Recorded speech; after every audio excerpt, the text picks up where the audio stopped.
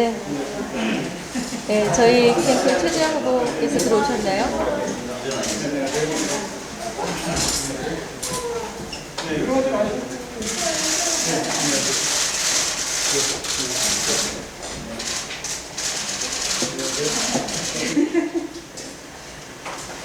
네, 아직 두 분이 참석을 못하셨지만 일단 행사를 진행하도록 하겠습니다. 탈북인권단체 총연합회 소속 대표분들과의 간담회를 마련했습니다. 자, 오늘 간담회에는 총 11분이 참석하셨고 기타 두 분이 계신데 기타 두 분은 저희 최재형 후보님이시고요. 앉아서 인사해 주십시오. 네. 네, 그리고 우리 국민의힘의 약자와의 동행위원장을 맡고 계신 김미애 의원께서 와주셨어요. 반갑습니다. 고맙습니다. 네. 그리고 북한 인권단체 총연합 상임대표 올해 4월에 되셨어요. 그동안 엄청 바쁘게 일하셨는데 우리 이해란 박사님께서 와주셨어요. 감사합니다. 네. 네, 그럼 이해란 박사님께서 오늘 참여해 주신 분들의 소개를 좀 해 주시기 바랍니다. 예, 안녕하십니까. 참 대한민국이 어렵고 특히 이제 북한 문제가 지금 대한민국 국민들의 마음속에서 점점 멀어져서 언급조차 되지 않고 있는 이런 상황입니다. 그리고 많은 대선 주자들이 나오셨지만 그 많은 대선 주자들 가운데 북한의 인권이라든가 한국민들의 이 인권이라든가 북한 주민들의 그 해방이라든가 이런 데 대해서 전혀 언급조차 하지를 않아서 저희들이 정말 많이 마음이 아프고 이런 상황인데 오늘 또 최재형 후보님을 만나서 저희들이 그동안 생각하고 있는 이 북한 인권 문제, 북한 주민들의 자유를 보장하는 문제, 탈북민들의 이 대한민국에서의 정착의 문제 이런 거 관련돼서 말씀을 드릴 수 있는 기회를 주셔서 정말 대단히 고맙게 생각합니다.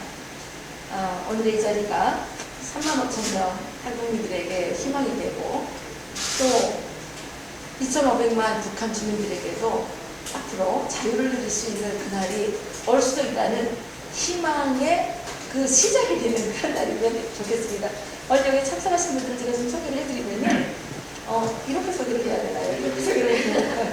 네, 우리 정말 대한민국에서 가장 영감하신 분 자유북한운동연합의 박상원 대표님 오셨습니다. 또 한성원 모자 사건 때부터 지금 아스팔트에서 너무나도 냉철하게 활동하고 계신 남북군의 이동현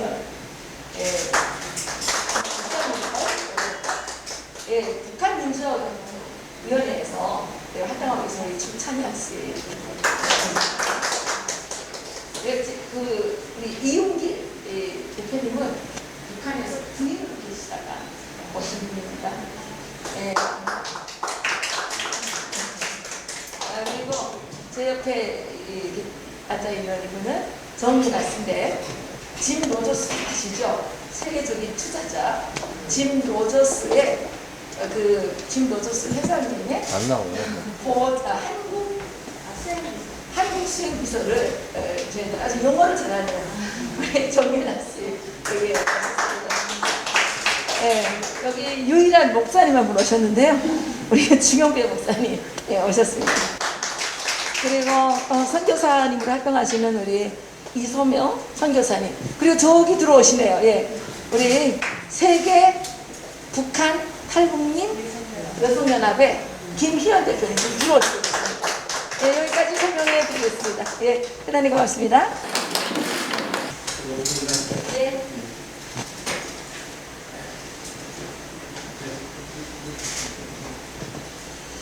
예, 안녕하십니까. 나오니. 안녕하십니까. 최재형입니다. 여러분들 만나 뵙게 돼서 정말 반갑습니다. 그동안 여러분들이 우리 자유대한민국에 와서 생활하시면서 특히 이 문재인 정권의 북한 눈치 보기식 대책을 이제 바라보시고 많이 마음고생이 많으셨을 것 같습니다. 내일이 아마 북한 인권법이 발효된 지 5년째 되는 날이라고 알고 있습니다. 그러나 아직 그 북한 인권 재단이 제대로 출범하지도 못하고 있는 그런 안타까운 현실이고요. 지금 이 정부 들어서 우리들이 다 알고 있는 이야기죠. 남북 연락사무소 폭파하고 또 서해안에 우리 공무원 피살하고 시신까지 불태우는 만행, 그리고 삶은 소대가리 운운하는 막말에 대해서 제대로 항의도 하지 못했습니다.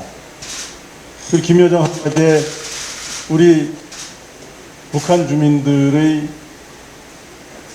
외부 세계와의 숨통이라고 할 수 있는 대북전단 금지법 만들었죠. 또 우리 안보에 정말 중요한 핵심이라고 할 수 있는 한미연합훈련 축소하라 그러니까 또 거기에 대해서 제대로 말도 못하고 그대로 따라하는 이러한 참 굴욕적인 우리 정부의 대북 행태를 여러분들이 다 보셨을 겁니다. 제가 또 가장 안타까운 거는 동해안에 이제 어선을 타고 탈북했던 탈북민 두 분이 계십니다. 제대로 된 조사도 하지 않고 얼굴을 가려서 이제 북한으로 다시 보낸 그런 걸 보면서 정말 국민의 생명과 자유를 지켜야 되는 국가의 기본적인 책무조차도 북한이 눈치 보면서 포기할 수 있는 정권이구나라는 그런 생각을 했습니다. 미국의 경우 정상회담을 하면서 북한에 억류되어 있던 자국민 3명 송환 받았죠. 우리 정부는 몇 차례 평화를 위한 정상회담 쇼를 하면서 북한에 억류되어 있는 대한민국 국민 6명에 대해서는 언급조차도 하지 않고 송이버섯 2톤 받았다고 홍보하기에 급급했습니다. 이런 우리 정부의 참 굴욕적이고 뭐라고 참 설명하기조차 어려운 친북 정책을 보면서 여러분들 참 마음고생 많으셨을 것이라고 생각합니다. 저는 우리 탈북민과의 개인적인 인연을 말씀드리자면 2012년 2월 초경이라고 기억됩니다. 그 당시에 탈북민 중에 이제 여러분들이 중국 공안에 체포돼서 북한으로 강제 송환될 위기에 처해 있었습니다. 정말 그들의 인권을 위해서 송환해서는 안 된다는 그러한 마음들이 모아져서 촛불 시위를 했었습니다. 그때 옥인교회 앞에서 했었죠. 저는 이제 그분들이 다시 돌아가면은 죽음밖에 없다라는 그 현실이 너무나 가슴이 아파서 촛불 집회 여러 번 같이 참석했습니다. 거기서 이제 단식 투쟁하고 계시던 이해람 박사님도 만났죠. 우리 탈북민들이 이 대한민국에 잘 정착하시고 여기서 정말 자유와 행복을 누리시고 사는 거는 바로 그게 통일이 이 모습이 어떠해야 되는 것인가를 우리가 시험적으로 알 수 있는 그러한 장이라고 저는 생각합니다. 오늘 여러분들과 함께 이 자리에서 탈북민들이 이 대한민국에 오셔서 겪으셨던 이야기들의 진솔한 이야기를 듣고 또 우리 정부가 이 탈북민들의 정착을 위해서 그리고 통일을 위해서 어떤 일을 해야 되는 것인가에 대해서 여러분들이 이야기를 경청하겠습니다. 그래서 여러분들이 이 땅에서 정말 자유와 행복을 누리는 삶이 북한에 있는 주민들에게도 희망이 되고 통일 이후에 우리가 어떤 삶을 살 것이라는 꿈을 꾸게 하는 그러한 모습으로 전달되기를 정말 간절히 바랍니다. 오늘 여러분들 그동안 겪으셨던 많은 경험들을 통해서 허심탄회하게 여러분들의 의견을 말씀해 주시면 탈북민들이 정말 우리 사회에 잘 정착하실 수 있고 또 이 자유의 힘이 얼마나 위대한지에 대해서 북한 주민들에게도 알릴 수 있는 그런 좋은 계기가 되리라고 생각합니다. 다시 한번 이 자리에 참석해 준 여러분들께 감사의 말씀을 드립니다. 네, 감사합니다. 사실 여기 앉아 계신 분들은 다 북한 인권을 위해서 대열차게 활동을 해오신 분들인데요.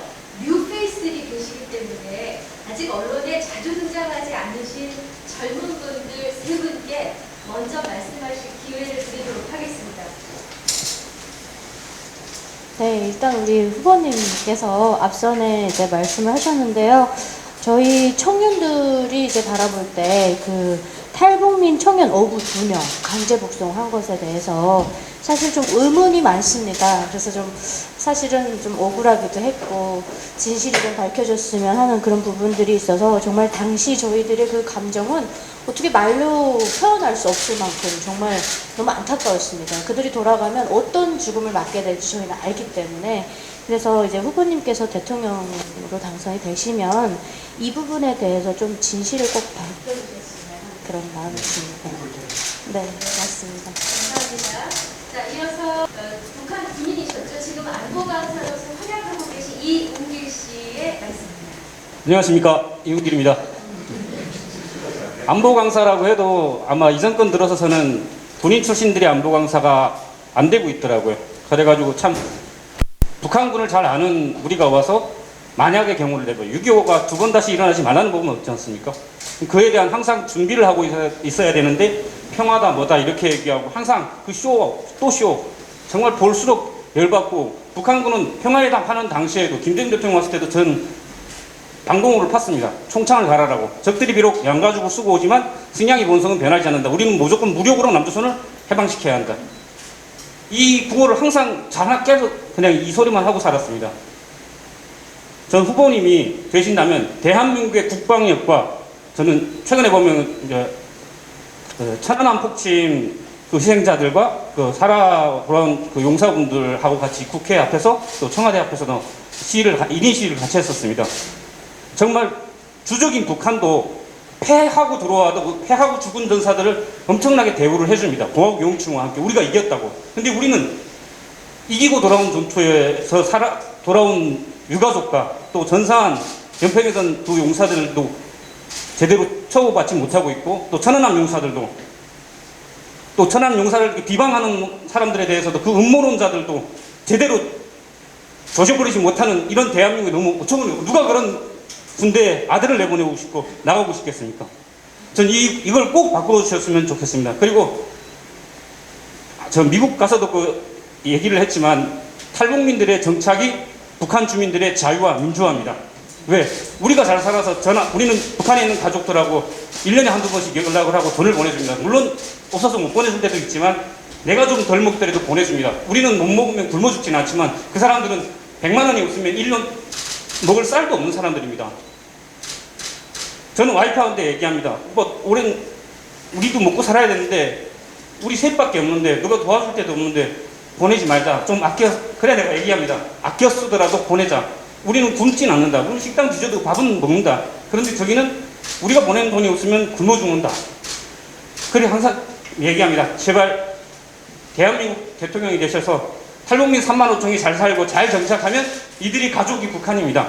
북한 주민들이 10만, 1000만, 100만, 1000만, 2500만 이 자유 대한민국이 정말 노력하면 주어지는 자본주의 너무 좋다. 이걸 뼈저리게 느낄 수 있도록 우리가 얘기할 수 있는 그런 세상 만들어 주십시오.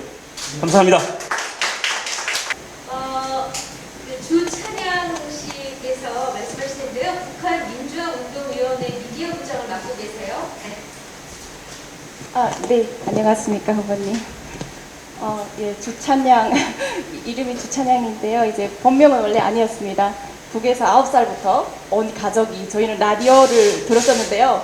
이제 온 가족이 라디오를, 온 몸이 입이 되어서 먹다 보니까 또 기독교 방송도 많이 들었습니다. 그래서 대한민국에 와서 꼭 복음에 진짜 그 복음 통일에 되었구나 이렇게 기도를 많이 하면서 또 현재는 그 얼마나 그 대북 미디어의 중요성을 알기 때문에 지금 현재는 북한민주화위원회에서 라디오 방송을 대북 라디오 쪽을 섬기고 있는데요.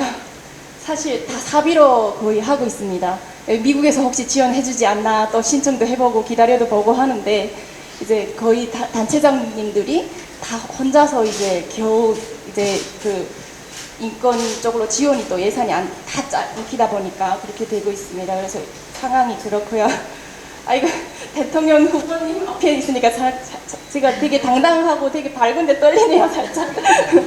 그러고 제가 조금 말씀드리고 싶었던 것은 이제 앞서서 또 후보님께서 먼저 언급해 주셔서 너무 감사드리고 청년 그 강제 북송 사건에 대해서 또 우리 윤아 비서님도 말씀했는데 그래서 이제 대한민국에 와보니까 정말 기본 헌법 영토조항조차 기본 헌법을 지키지 않는 사람들이 대통령이 되고 그 정치권에 있다는 것에 많이 분노를 했습니다. 그래서 그 우리나라의 헌법을 지킬 수 있는 사람들로 정말 입맛에 맞게 뜯어고치는 막 이런 사람들 말고, 위정자들 말고 정말 대한민국을 사랑하는 사람들로 나중에 사람들 좀 뽑을 때 선발해 주시면 좋겠다는 개인적인 마음이 그렇습니다.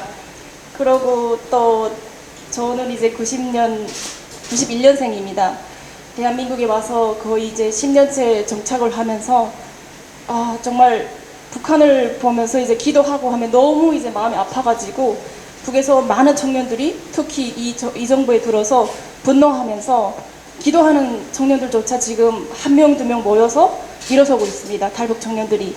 그래서 이들을 탈북민들, 특히 또 청년들 정말 주목해서 우리가 지원해야 되는 것이 이들이 사회적 취약계층이나 약자여서가 아니라 정말 이스라엘 백성들을 이제 가나안으로 이끌었던 모세도 정말 제3국, 그 모세의 그 인생처럼 제3국에서 태어난 탈북 그 여성들의 자녀들과 또 대한민국에서 이렇게 성장하는 이 청년 세대들이 있는데요. 정말 이들에게 주목하고 취약계층 돕는 게 아니라 대한민국, 통일 대한민국의 미래에 투자한다는 마음으로 좀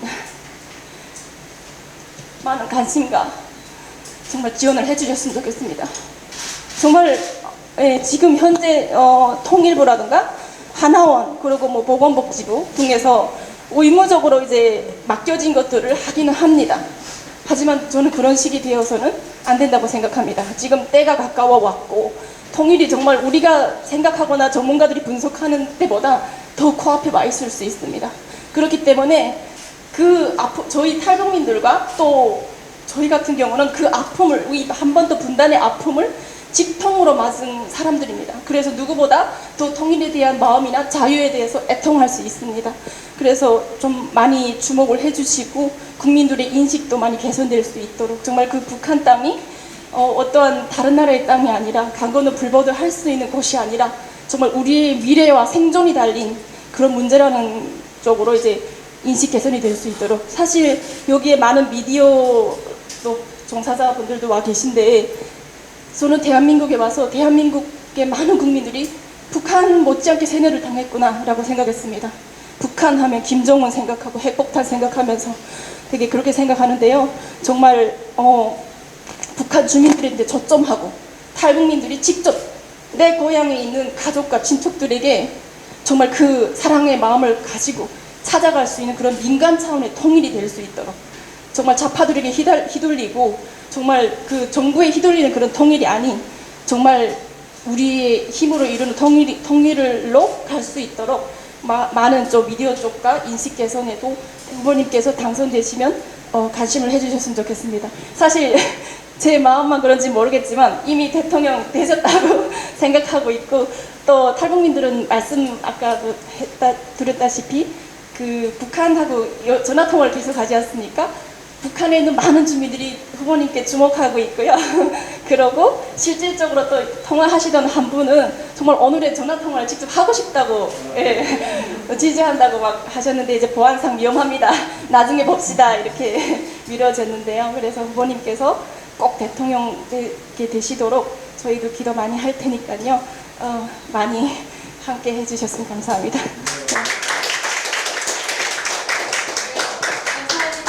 여기까지가 이제 공개된 일정인데요. 잠시 앞으로 오셔서 전체 기념사진을 찍도록 하겠습니다. 네, 앞에 보시고요. 앞에 보시는 게 좋으세요? 네. 하나만 찍을게요. 네. 하나만 찍겠습니다. 너무 가지? 저 좀 봐주세요. 저도. 앞에 좀 봐주시고요. 예. 찍습니다. 네, 고맙습니다. 자, 이제 비공개로 전환하겠습니다. 취재진 여러분들 고맙습니다.